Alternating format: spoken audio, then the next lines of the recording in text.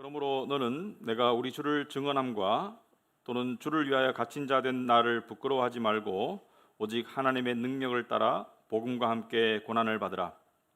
하나님이 우리를 구원하사 거룩하신 소명으로 부르심은 우리의 행위대로 하심이 아니요 오직 자기의 뜻과 영원 전부터 그리스도 예수 안에서 우리에게 주신 은혜대로 하심이라.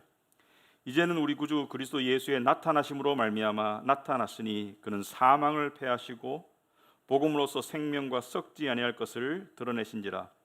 내가 이 복음을 위하여 선포자와 사도와 교사로 세우심을 입었노라. 이로 말미암아 내가 또 이 고난을 받되 부끄러워하지 아니함은 내가 믿는 자를 내가 알고 또한 내가 의탁한 것을 그날까지 그가 능히 지키실 줄을 확신함이라. 너는 그리스도 예수 안에 있는 믿음과 사랑으로서 내게 들은 바 바른 말을 본받아 지키고 우리 안에 거하시는 성령으로 말미암아 내게 부탁한 아름다운 것을 지키라.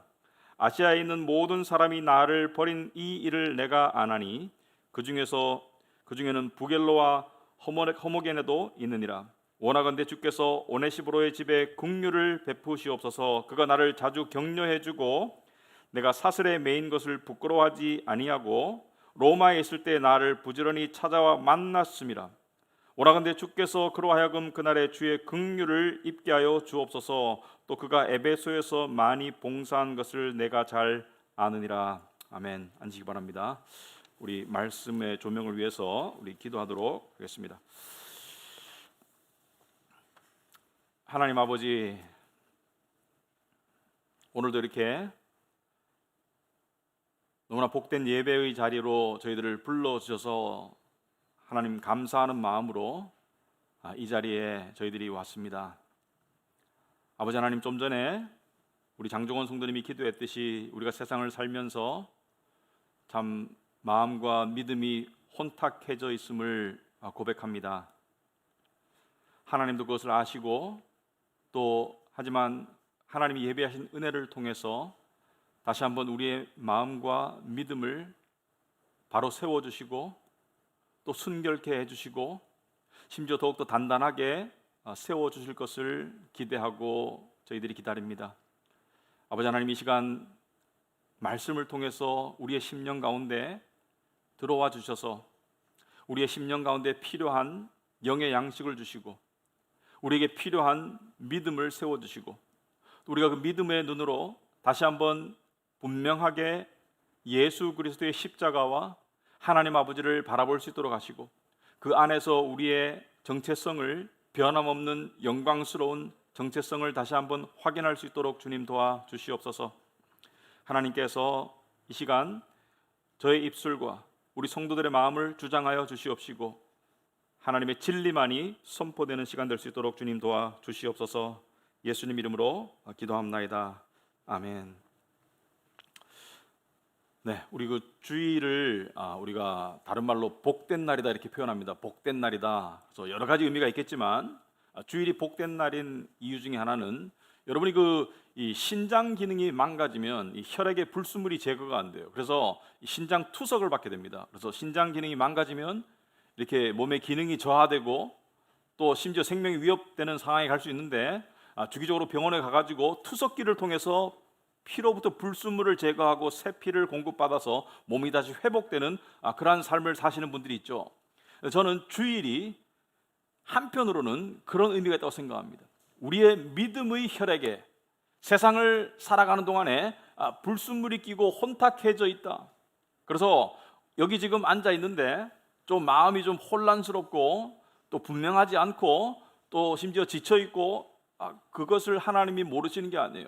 근데 예배는 우리의 믿음의 영적인 혈액이 예배라는 투석기를 통해서 한번 이렇게 쭉 돌아가는 가운데 예배를 통해서 우리의 믿음이 다시 불순물이 제거되고 다시 우리 믿음의 혈액이 신선하게 공급될 수 있는 그런 시간이라고 생각합니다. 그래서 복된 날이다.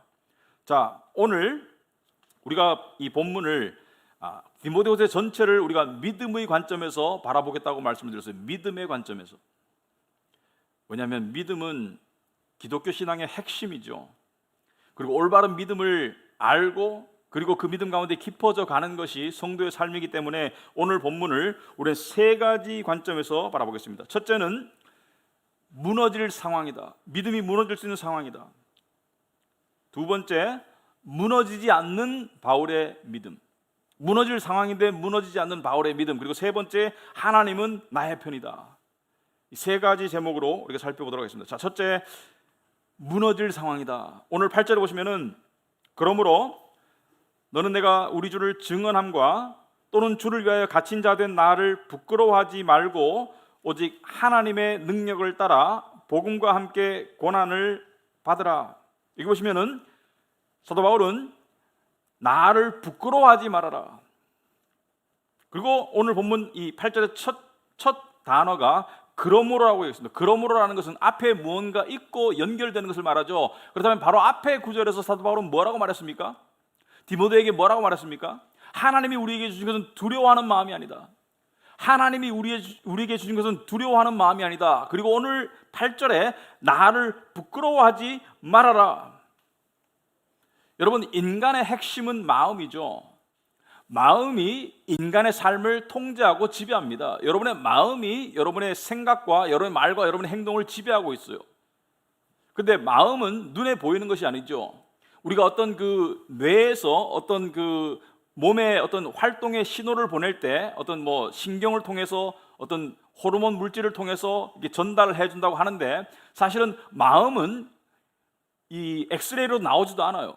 하지만 마음이 있다는 것은 분명히 알죠. 그래서 우리가 마음이 아프다, 마음이 기쁘다, 마음이 좁다, 마음이 넓다, 마음이 불편하다, 마음이 편하다 여러 가지 표현을 하고 그리고 마음이 우리의 삶에 절대적인 영향을 미치고 있어요.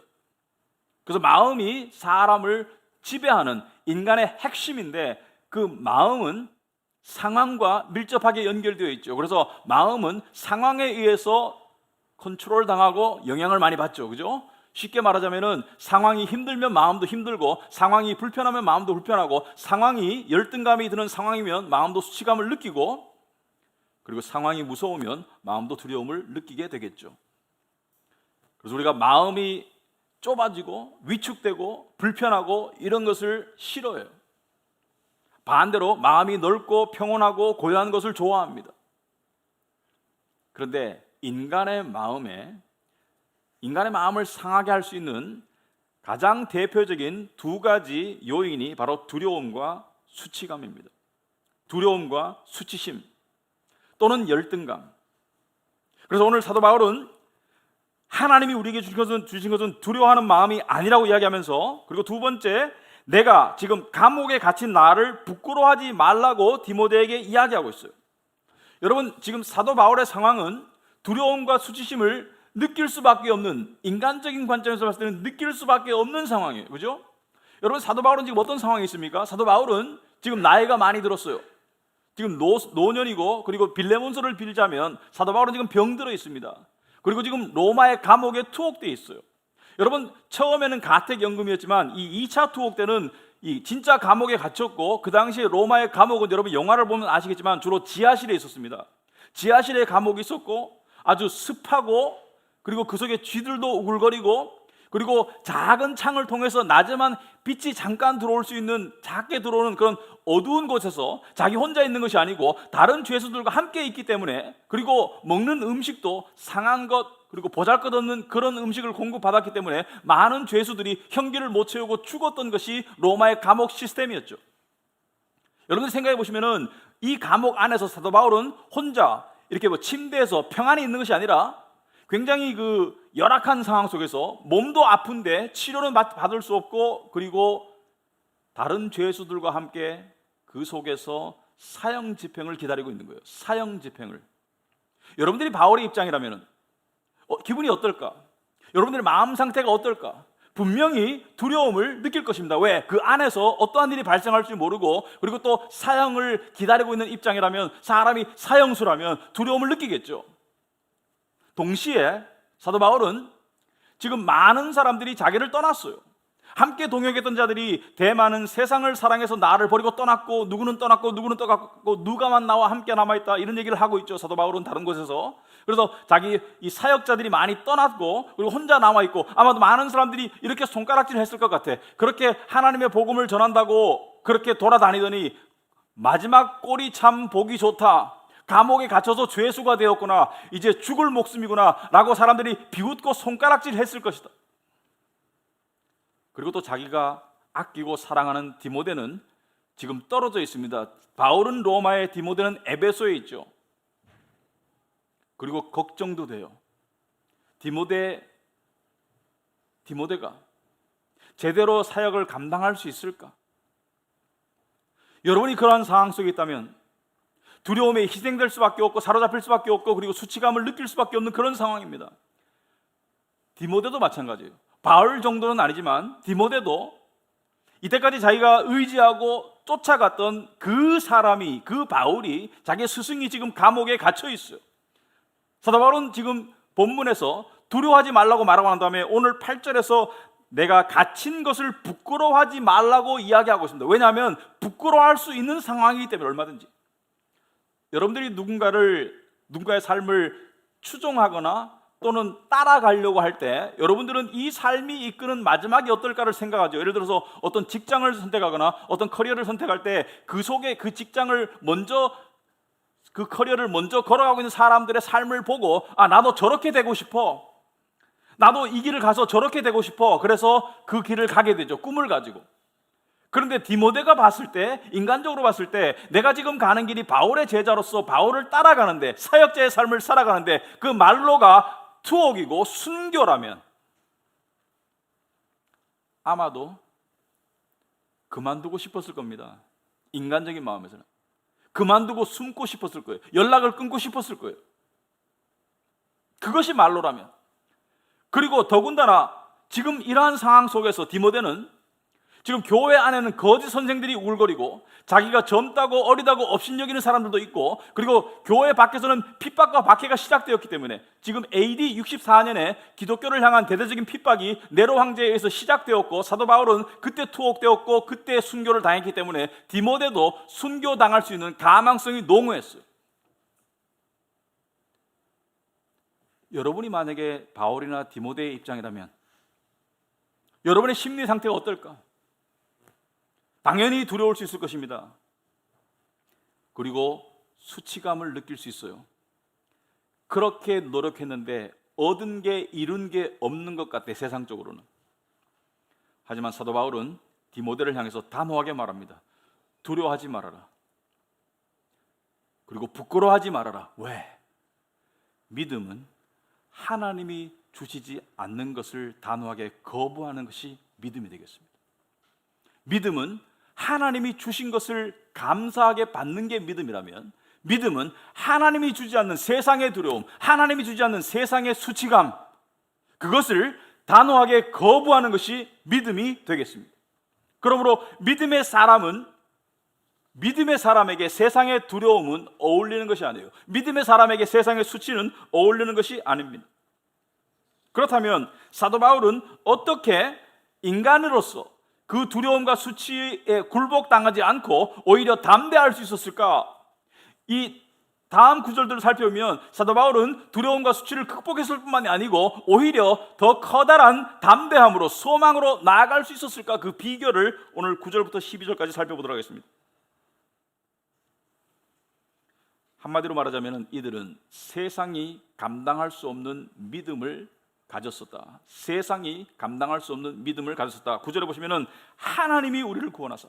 여러분, 사도 바울은 디모데에게 두려워하지 말아라, 그리고 수치감을 느끼지 말아라, 그리고 바로 9절에 하나님이 우리를 구원하사 거룩하신 소명으로 부르심은 우리의 행위대로 하심이 아니요 오직 자기의 뜻과 영원 전부터 그리스도 예수 안에서 우리에게 주신 은혜대로 하심이라. 이 한 구절 안에 압축적으로 복음과 하나님의 택하심과 하나님의 부르심과 그 구원의 놀라운 은혜가 다 담겨 있는데 왜 이런 얘기를 바울은 또 하는 것일까? 여러분, 이것을 머리로 아는 것과 가슴으로 우리가 깨닫는 것은 엄청나게 차이가 있습니다.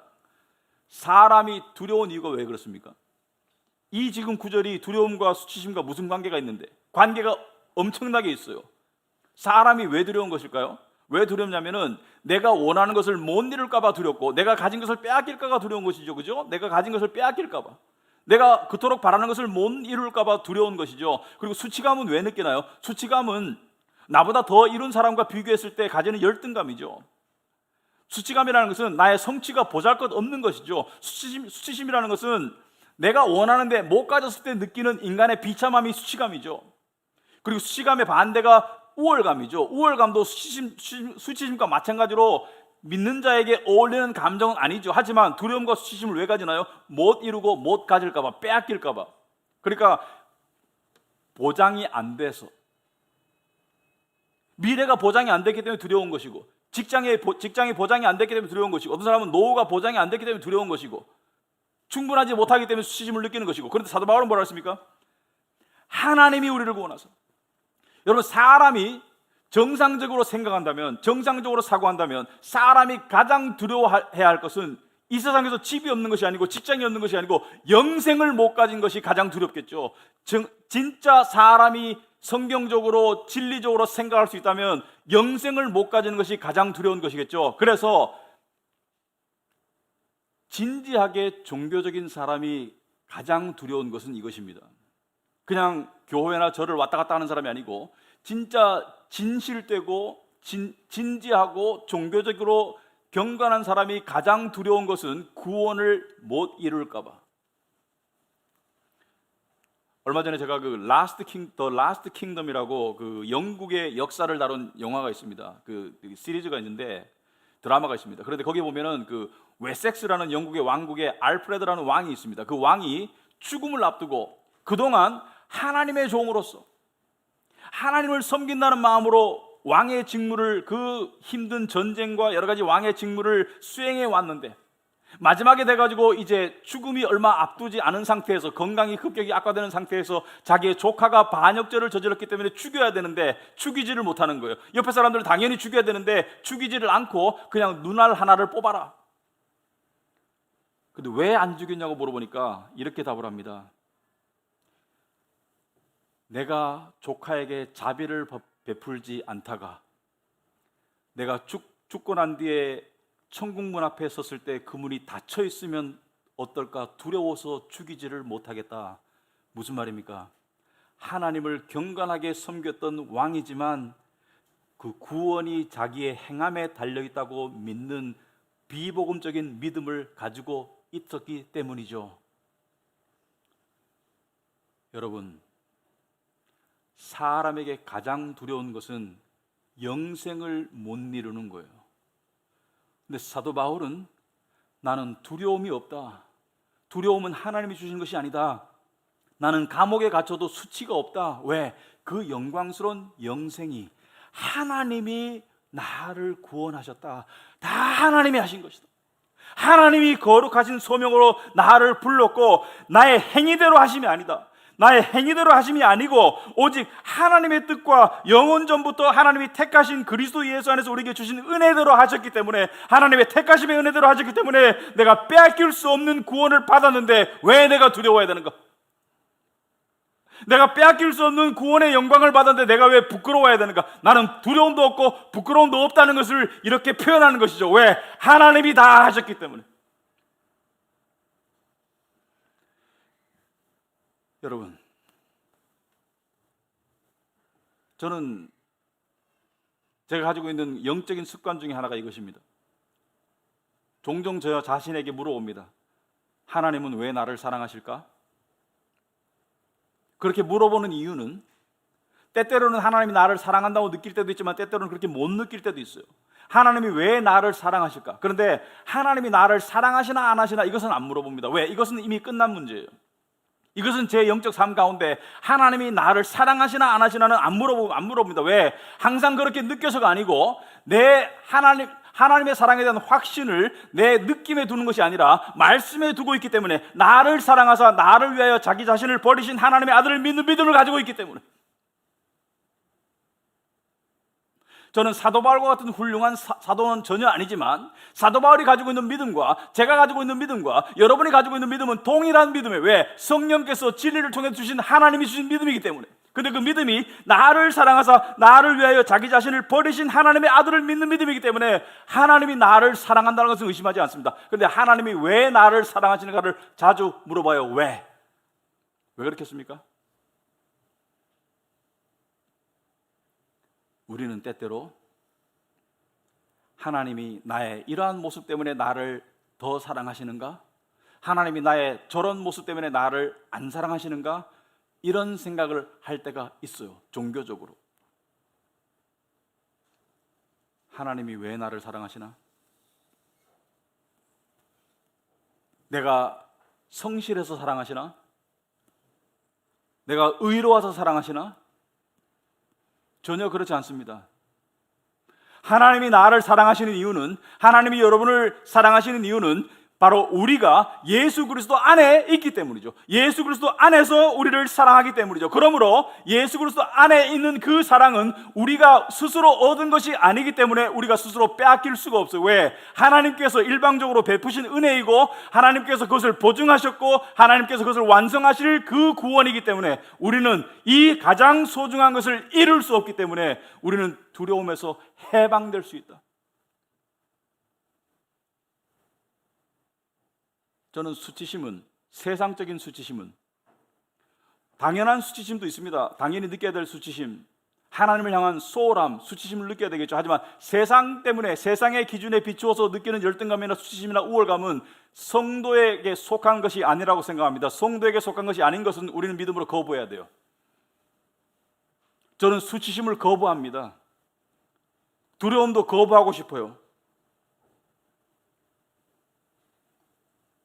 특별히 이 영광스러운 구원이, 이 가장 값진 구원이 나의 행함에 의해서 주어진 것도 아니고 나의 행함에 의해서 유지되는 것도 아니고 나의 행함에 의해서 빼앗기는 것도 아니고 하나님께서 우리에게 일방적으로 주셨고 우리를 부르셨다는 이것을 생각할 때 나는 두려움과 수치심을 느끼고 싶지 않습니다.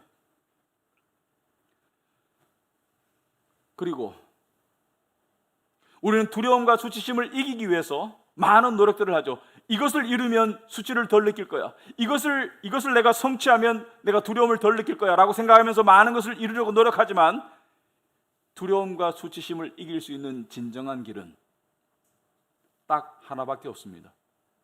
구원을 통한 하나님의 사랑을 믿는 것입니다. 구원을 통한 하나님의 사랑을 믿는 거예요. 여러분이 뭔가에 쫓기는 것 같은 그런 불안감이나 수치심을 느낄 때 그것을 정말로 극복할 수 있는 길은 하나밖에 없습니다. 여러분 발버둥 치며 살 거예요. 두려움에서 벗어나기 위해서, 수치심에서 벗어나기 위해서. 하지만 감정적으로 어떤 때는 된 것 같다가 어떤 때는 안 된 것 같다가 계속 불안한 상태를 왔다 갔다 하는 것은 잘못된 길을 선택하고 있기 때문이죠. 신앙인에게 또는 인간에게 두려움, 이 세상의 두려움과 수치심을 이길 수 있는 길은 하나밖에 없습니다. 요한일서 4장 18절에 사랑 안에 두려움이 없다고 그랬습니다.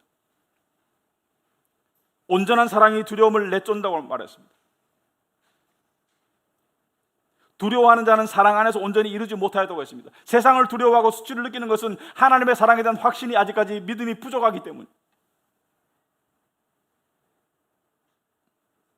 하지만 하나님의 사랑에 대한 확신과 믿음이 확고했던 사람들은 세상에서 어떤 비천한 처지에 있었더라도 겸손했지 비굴하지 않았습니다.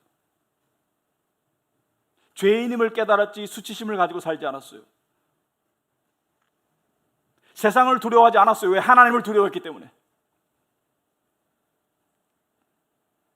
바울은 감옥에서 갇히고 힘들고 어려운 상황을 지금 보내면서 언제 사형이 집행될지 모르는 이 상황 속에서 사도 바울의 관심은 자신의 이 세상의 죽음이 아니라 영생에 가 있었습니다. 왜? 믿음의 눈으로 영생을 바라봤으니까. 10절에 보면은 이제는 우리 주 구주 그리스도 예수의 나타나심으로 말미암아 나타났으니, 그리스도 예수께서 초림하심으로 말미암아 십자가의 죽으심으로 말미암아 뭐가 나타났어요? 사망을 패하시고 복음으로서 생명과 썩지 아니할 것을 드러냈다. 영생을 우리에게 주셨다. 영생을.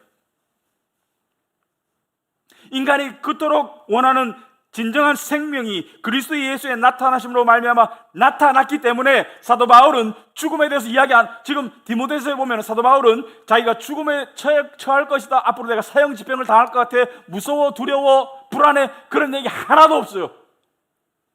왜? 진정한 믿음이 데려가는 최고의 경지는 죽음에 대한 두려움을 극복하는 것입니다.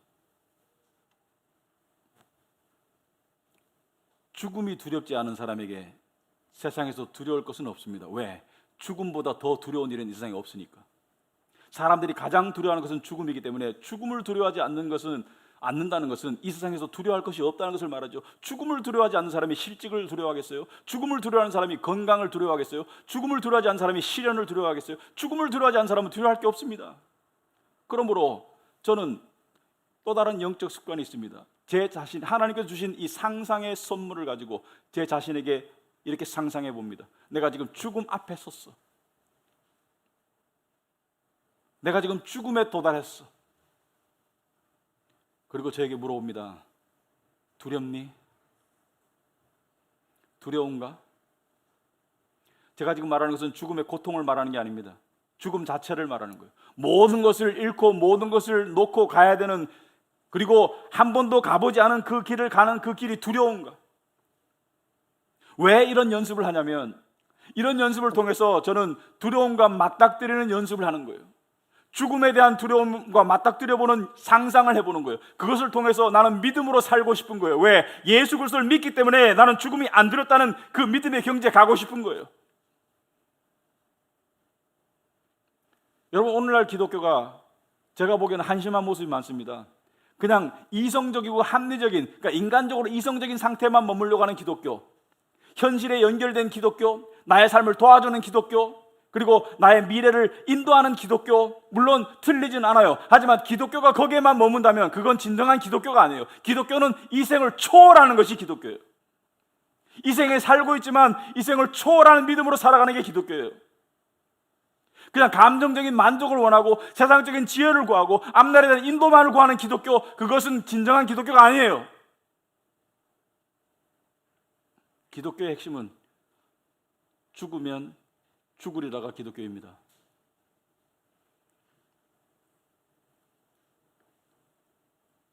사도 바울은 그 경지에 이르렀기 때문에 죽음을 향해서 이렇게 외쳤습니다.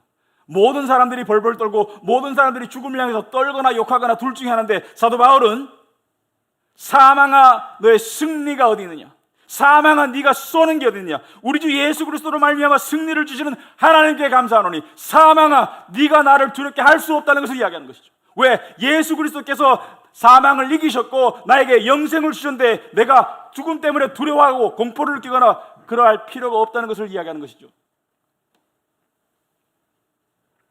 사도 바울은 그러한 믿음으로 하루하루를 낭비하지 않고 복음을 위해서 살아갔습니다. 11절 보면 내가 이 복음을 위하여 선포자와 사도와 교사로 세우심을 입었노라. 내가 이 복음을 위하여 선포하고 사도하고 사도로 교사로 세우심을 입었노라. 이 말씀은 다 사도가 되라는 것이 아니죠. 다 교사가 되라는 것이 아닙니다. 성경에 보면은 너희 중에 많은 사람이 선생이 되지 말아라라고 말하고 있습니다.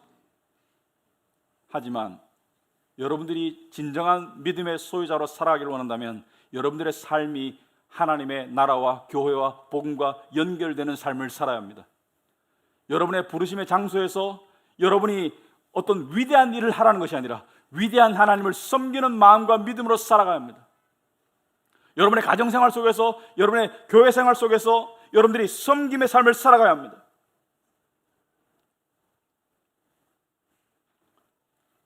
그리고 지금까지 보면 사도 바울에게는 아주 중요한 특징이 하나 있습니다. 이것은 신앙이 성숙하고 믿음이 자라는 사람들에게 반드시 나타나는 특징입니다.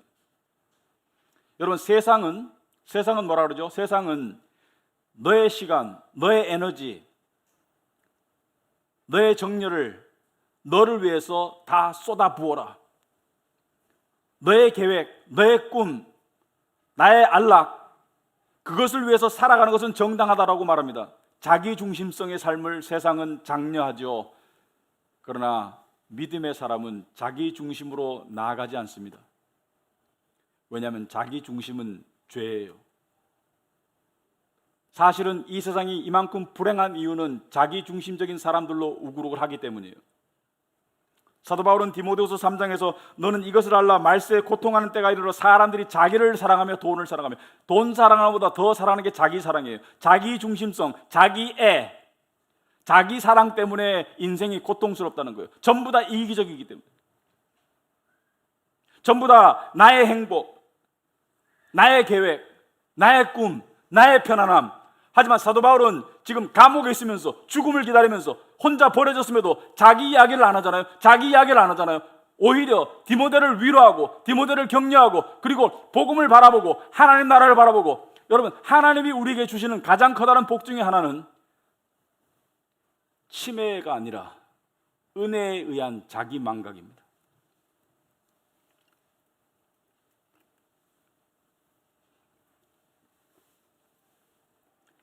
하나님께서 나의 삶을 보살핀다는 것을 너무나 잘 알고 확신하고 믿기 때문에, 심지어 나의 모든 영혼까지 하나님이 다 보살핀다는 것을 너무나 믿기 때문에 자기에게 집착하지 않는 자기 망각이, 그것이 은혜입니다. 자기 중심적인 삶으로 나아가는 것은 믿음의 삶이 아니에요. 자의식이 줄어드는 삶이 믿음의 삶으로 나아가는 것이에요. 여러분, 믿음이 성숙하고 또는 믿음이 자라고 단단해지는 사람은 자기 문제만을 얘기하는데 급급하지 않습니다.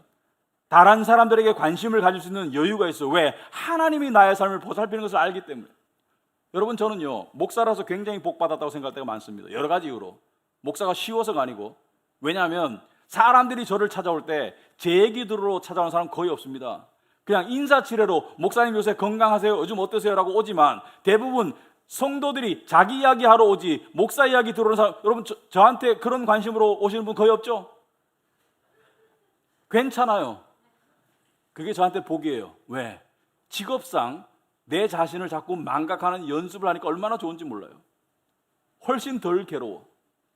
때때로 이런 생각이 듭니다. 만약에 여러분들이 저의 삶의 상황을 안다면 내 삶도 녹록지 않다는 것을 알 텐데, 저는 그렇게 비참하거나 두렵거나 어떤 그런 느낌을 별로 안 가지고 있어요. 그 이유 중에 하나는 바로 제가 목사이기 때문이에요. 목사니까 남에게 관심을 갖는 게 제 직업이에요. 그런데 여러분이 비록 목사가 아니라도 믿음의 사람으로 살아가기 위해서는, 성숙하기 위해서는 남에게 각각 자기보다 남을 더 낫게 여기는 연습을 하시라. 자기 망각의 삶으로 나아가라.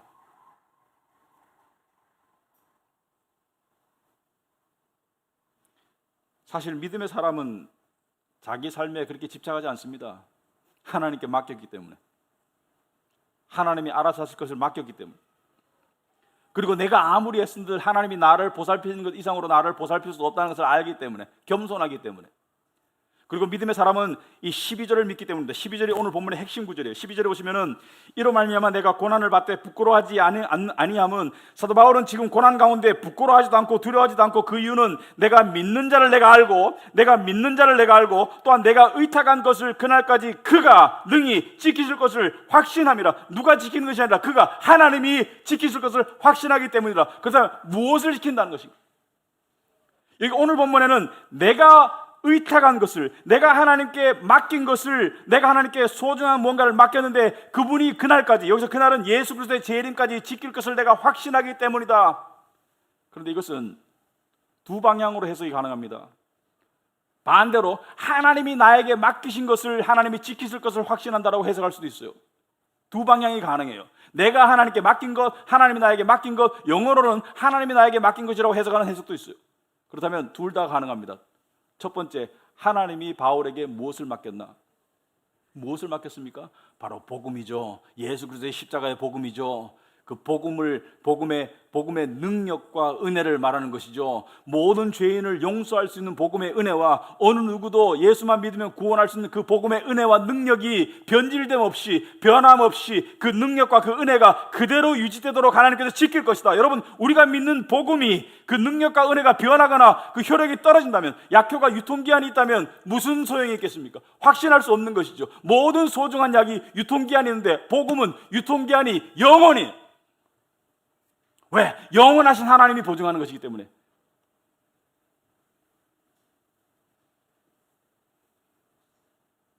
여러분이 복음을 통해서 구원을 받았으면 그 효력은 영원하다는 것을 이야기하는 것입니다. 사도 바울은 그것을 말하는 거예요. 나를 알고 나에게 의탁한 그것을 하나님께서 그 복음의 능력과 은혜를 끝날까지 예수 그리스도의 재림까지 지켜줄 것이다. 두 번째는 사도 바울이 하나님께 의탁한 것은 뭘까요? 자기의 신분일까요? 우리가 하나님, 제가 이룬 이 가정을 지켜주옵소서, 또는 이 지위를 지켜주옵소서, 이 재산을 지켜주옵소서, 이걸까요? 아니죠. 사도 바울은 그렇게 값싼 걸 맡긴 게 아니죠. 자기의 어떤 건강이나 자기의 신분이나 자기의 지위나 자기의 소유를 맡긴 것이 아니라 바로 자기의 영혼을 맡긴 거예요. 영혼을. 여러분, 우리가 이 세상을 떠날 때 가지고 갈 수 있는 게 딱 하나 있습니다. 바로 영혼입니다. 영혼. 영혼이 바로 우리의 실체예요. 나라는 제 이름이 유재혁인데 내가 손과 발이 잘려도 내 영혼이 나예요. 내가 지금 키가 얼마인데 그 키는 변할 수도 있고, 내가 국적이 어떤데 변할 수 있고, 내 외모도 변하고 내 건강도 변하고 다 변하지만 영혼은 그대로 영원한 거예요. 그 영혼을 맡겼다는 거예요. 영혼을 맡겼다는 것은 자기 자신의 실체를 하나님께 맡겼는데 하나님께서 내 영혼을 지키시고 마지막 날에 다시 살리시고 부활의 몸으로 입힐 것을 믿기 때문에 사형 앞에서도 두렵지 않고 감옥 안에서도 수치스럽지 않은 것입니다. 왜? 내 영혼이 하나님의 영광 속으로 들어갈 것을 믿었기 때문에. 여러분, 우리가 누군가를 향해서 지켜줄게 라고 말할 때 그 지켜줄게의 의미, 어떤 남자가 여자에게 내가 너를 평생 지켜줄게 라고 말할 때 그 의미가 뭐죠? 당신의 존재와 당신의 가치를 내가 지켜줄게, 당신의 안전을 내가 지켜줄게. 하나님이 여러분의 영혼을 지켜주시겠다. 하나님이 복음의 능력과 은혜를 지켜주신다. 이것을 믿으면 죽음이 두렵지 않았을 것입니다. 천지 만물의 주인이시면서 전능자신 하나님이 내 영혼을 보증하시고 마지막 날에 영광에 들어갈 것을 믿었기 때문에, 그 복음의 능력과 은혜를 믿었기 때문에 사도 바울은 두려움과 수치에서 벗어나는 정도가 아니고 믿음의 확신으로 나아갔고, 그리고 가장 중요하게는 하나님이 자기 편이라는 것을 아는 믿음으로 살아가는 복을 누렸습니다. 여러분, 믿음이라는 것이 이 실체가 있다면, 그리고 그 믿음을 갈라본다면, 살아있는 믿음, 복음을 바탕으로 한 진정한 믿음의 실체를 갈라본다면, 물론 그 안에 예수 그리스도를 믿는 믿음이 있겠죠. 그러나 그 믿음이 살아있는 그 증거를 확인한다면 그 안에 아마도 이것이 들어있을 것 같아요. 하나님은 내 하나님이다라는 그 확신이 들어있을 것 같아요. 하나님은 내 하나님이다. 여러분, 오늘 본문에 보시면은 사도 바울은 이런 얘기를 하고 있습니다. 15절에 보시면은 아시아에 있는 모든 사람이 나를 버린 이 일을 내가 하나니 그 중에는 부겔러와 허모게너도 있느니라. 부겔러와 허모게너가 누군지는 모르겠지만은 여기에 기록되기에는 좋은 것은 아니죠. 사도 바울을 버렸다는 것이죠. 사도 바울은 또 다른 데에서 구리장생 누가 나에게 악을 행했기 때문에 하나님께서 갚아주실 것이다.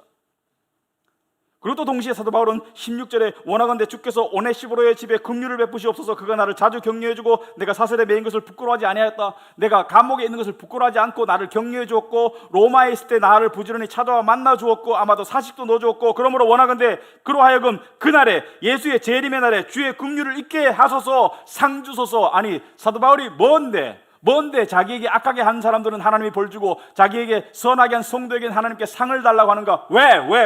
하나님과 자기가 하나라는 믿음을 가졌기 때문에, 자신이 하나님의 자녀라는 확신 속에 살았기 때문에. 이것은 자아도취적인 우월감이나 착각이 아닙니다. 이것은 믿음의 정수입니다. 믿음은 내가 하나님의 자녀이기 때문에 아버지께서 나에게 부당하게 해코지 하는 자들을 벌 주시고 나중에 다 갚아주시고 나에게 선을 베푸시는 성도의 손길에는 하나님께서 상을 주신다는 것을 믿는 거예요. 믿음은 하나님이 그냥 이념과 멀리 계신 하나님이 아니라 나의 하나님이고 내 안에 계신 하나님인 것을 믿는 거예요. 그것을 인식하는 거예요. 왜? 하나님과 항상 동행해 왔기 때문에.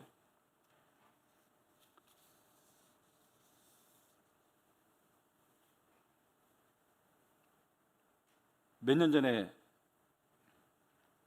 제 딸이 미국에서 그 대학을 나왔는데 이렇게 얘기를 하더라고요.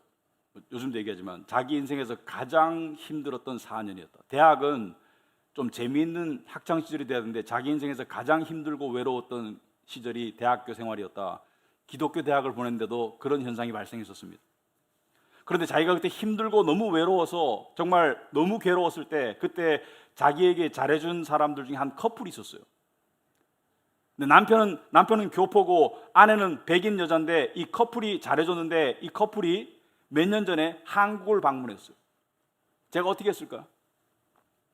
내가 아버지로 연락해서 만나게 해달라. 좋은 식당에 들어가서 저녁 사 먹이고, 그리고 미국 풍습에 이런 게 없습니다. 돈봉투 줬어요. 돈봉투. 왜? 내 딸에게 잘했기 때문에 내가 잘해주고 싶은 거죠. 내 딸에게 잘했기 때문에.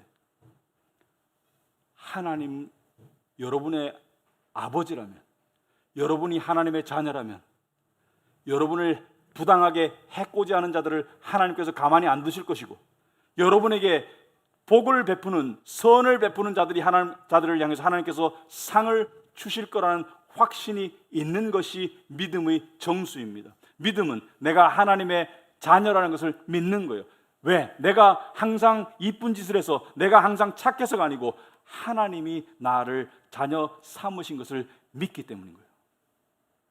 누가복음 15장에 보면은 아버지 하나님은 탕자를 늘 사랑하셨습니다. 믿음은 그 사랑을 깨닫는 거예요. 하나님이 나의 하나님인 것을 깨닫는 거예요. 여러분, 하나님이 나의 하나님이고 나의 보호자고 나의 아버지고 내가 그분의 사랑받는 자녀라는 것을 깨닫는 게 믿음이에요. 여러분, 그것을 지금 들었죠? 한번 여러분 집에 가가지고 곰곰이 정말 내가 깨닫고 있나를 한번 자신의 마음을 점검해 보기 바랍니다. 왜냐하면 그것이 깨달아지는 순간 이런 현상이 발생하더라고요. 그냥 마음에 그냥 찬송이 막 폭발치는 것 같아요. 하나님을 향한 찬송이 생기고 감사가 나오고 그리고 눈물이 나와요. 그리고 그러한 상황 속에서 두려움과 수치는 없어.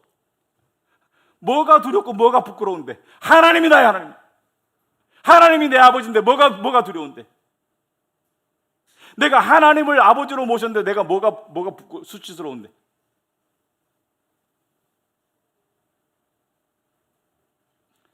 세상의 수치와 세상의 두려움은 기독교인의 것이 아닙니다. 우리가 육신을 입고 있기 때문에 그것을 느낄 때가 있지만 그것은 믿음의 상태가 아닙니다. 믿음 상태에서는 세상의 두려움이 없고 대신에 하나님을 향한 믿음과 두려움이 있고 세상에 수치가 없어요. 하나님을 향한 감사가 있을 뿐이지. 그것이 하나님이 여러분으로 하여금 도달하기 원하시는 믿음의 경지입니다. 하나님은 나의 하나님이다. 이것이 믿음의 꽃이에요. 단지 찬송 속에서만이 아니라 삶 가운데 하나님은 나와 함께 하시는, 나를 위해 하시는 내 하나님이라는 것을 믿는 거예요. 이것은 이기적인 믿음이 아닙니다. 이것은 하나님과 너무 친밀한 관계를 누리기 때문에 주어지는 믿음의 경지라고 보시면 되겠습니다. 그러한 경지로 다 나아가는 여러분과 제가 되기를 축원합니다. 기도하겠습니다.